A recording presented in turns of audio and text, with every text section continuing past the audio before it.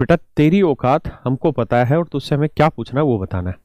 तू सिर्फ फैक्चुअल बता जो तुझसे पूछा गया। ठीक है, देखिए यार, दो तरीके से एग्जाम लिए जाते हैं। एक एग्जाम लेता है एसएससी, रेलवे और ये सब, इसे हम बोलते हैं objective type exam. Objective type exam,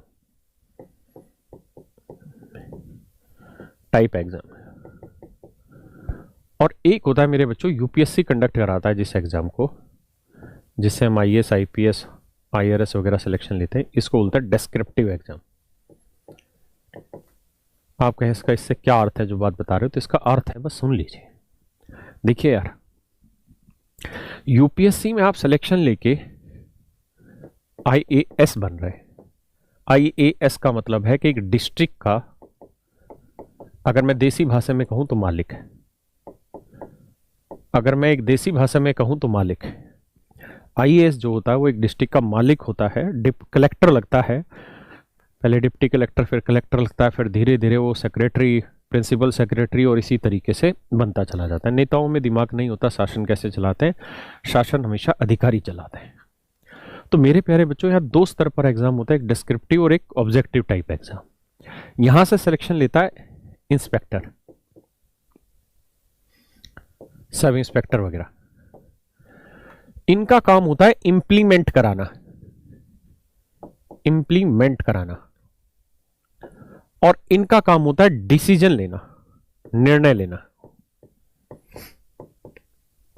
इनका काम होता है डिसीजन लेना और इनका काम होता है उस निर्णय को, जो डिसीजन उन्होंने लिया, वो इंप्लीमेंट करना। पुरुषोत्तम, वाइफ आपकी आईएएस है ना सर? ना ना भाई, मेरी वाइफ आईएएस नहीं है। आइए, अगर मेरी घरवाली आईएएस होती तो अब तक डिवोर्स हो चुका होता। आईएएस के साथ भाई आसानी से थोड़ी रह जाता है।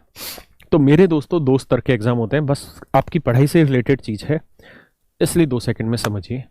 जो इंस्पेक्टर है उसका काम इंप्लीमेंट करना है, जो आईएएस है उसका काम डिसीजन लेना है। इसलिए पेपर का नेचर भी यही है। जैसे मान लीजिए मैंने एक सवाल बोला,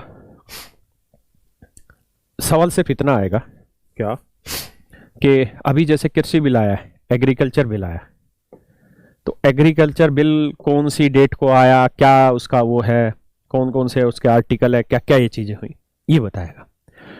यानी यहां इसकी सोच को बांध दिया। क्या बांध दिया मेरे भाई? कि बेटा तेरी औकात हमको पता है और तुझसे हमें क्या पूछना है वो बताना है। तू सिर्फ फैक्चुअल बता जो तुझसे पूछा गया। ठीक है।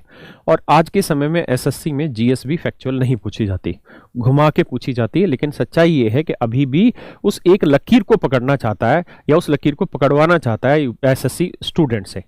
उद्देश्य ये कि बच्चे ने ये एग्रीकल्चर बिल जो है, खेती विधेयक कानून जो बना है, उसके बारे में पढ़ा होगा, तो उसके बारे में क्या क्या चीजें वो जानता है, कितना चतुर है। क्योंकि ये बच्चा यूपीएससी तो दे नहीं रहा है ना। ये कृषि बिल के बारे में ज्यादा से ज्यादा 20 मिनट पढ़ने वाला, इससे मैक्सिमम इसकी औकात ही नहीं है।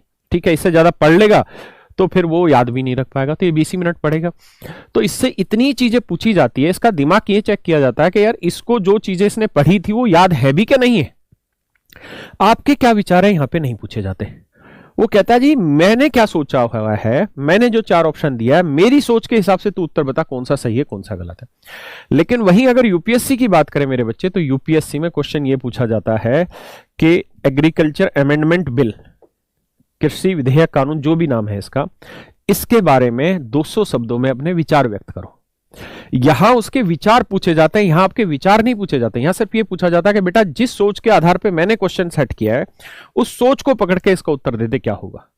और यहां आपकी सिर्फ और सिर्फ सोच जानी जाती है कि आप किस तरीके से चीजों को सोचते हैं, ये पूछा जाता है। मेरी बात समझ रहे हैं? इसलिए यहां पे आपके विचार जानने जरूरी होते हैं कि आप कितने दायरे में सोच सकते हैं। आप किसी चीज के साथ अनुबंधित तो नहीं है आपकी सोच, आप किसी चीज से बहुत ज्यादा प्रभावित तो नहीं है सोच के प्रति। इसलिए यहां डिस्क्रिप्टिव एग्जाम लिया जाता है। और इससे एग्जाम के प्रति इसके 200 शब्दों से एनालिसिस कर लेता है एग्जामिनर कि देश के लिए एक अच्छा सिविल सर्वेंट होगा कि नहीं होगा। ये पता चले नक्सल प्रभावित है या किसी खास प्रोपोगेंडा को ज्यादा इनिशिएट करता है, उस पर प्रभावित है। कारण क्या है? क्योंकि इसको डिसीजन लेना है। अगर इसने गलत निर्णय ले लिया तो वो डिस्ट्रिक्ट बर्बादी की तरफ चला जाएगा, जो आज के टाइम में बहुत सारे डिस्ट्रिक्ट जा भी रहे हैं। उसका एक कारण भी। मेरी बात समझ रहे हैं? यानी यहां आप क्या सोचते हैं, आपकी क्या भावना है, उसकी कदर होती है। लेकिन यहां भावना ये नहीं है, यहां मतलब इतना रहता है कि बेटा मैंने जब ये सवाल बनाया तो उसके पीछे क्या सोच के सवाल बनाया होगा, उस सोच के हिसाब से तो आंसर दे दे। मैथ में बहुत सारे क्वेश्चन लिखे जाते हैं, लैंग्वेज लिखी जाती है और वो लैंग्वेज 100% क्लियर नहीं होती और बच्चा ये सोचता है कि क्वेश्चन ही गलत है, जबकि वो सवाल गलत नहीं होता। हाँ है ना? और मैं भी अगर सवाल को पढ़ूंगा तो मैं भी यही कहूंगा कि यार लैंग्वेज गलत है, लेकिन एग्जामिनर कहता है कि बेटा तेरी औकात इतनी नहीं है कि तू ये बता पाए कि सवाल गलत है कि सही है। तू ये बता कि मैंने जब सवाल तैयार किया तो इसके पीछे क्या सोच के सवाल किया होगा तैयार। यानी मैंने जो सोचा होगा, तुझे वो चीज गलत लग रही है, लेकिन तुझे ये बताना कि मैंने क्या सोचा होगा, उसके हिसाब से तू आंसर दे। यहां पे मेरी बात समझ रहे हैं? इसलिए ऑब्जेक्टिव में ये जरूरी नहीं है कि हमेशा ही लैंग्वेज 100% क्लियर हो। अगर लैंग्वेज 100% क्लियर नहीं है तो इसका मतलब ये नहीं है कि सवाल गलत है। इसका मतलब ये है कि आप अभी भी सवाल को उस नजरिए से नहीं पढ़ पाए जिस नजरिए से सवाल बनाने वाला आपसे पढ़वाना चाहता है।